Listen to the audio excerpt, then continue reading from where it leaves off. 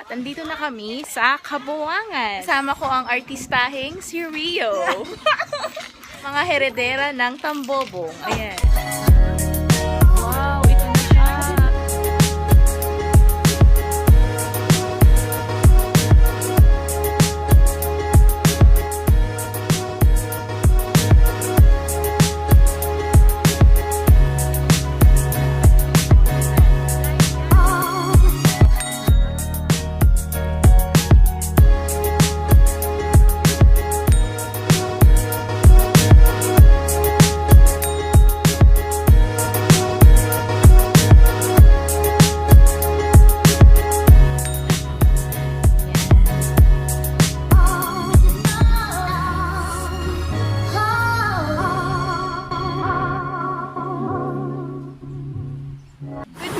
Guys, andito kami ngayon sa Cabongaoan.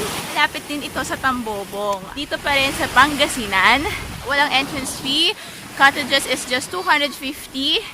And then, from here, 15 minutes walk going to that pool. So, napakaganda, napaka-serene ng place. Sobrang ganda nung beach dito kasi, tingnan nyo, parang El Nido style yung sand nila.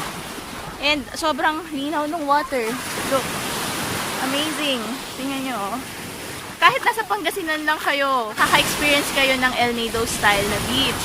So if you're looking for a budget-friendly tour, this is the best place to visit. Kasi road trip lang, 4 to 6 hours, andito na kayo sa Pangasinan. And ito, ganito kaganda yung makikita nyo dito at ma-experience nyo.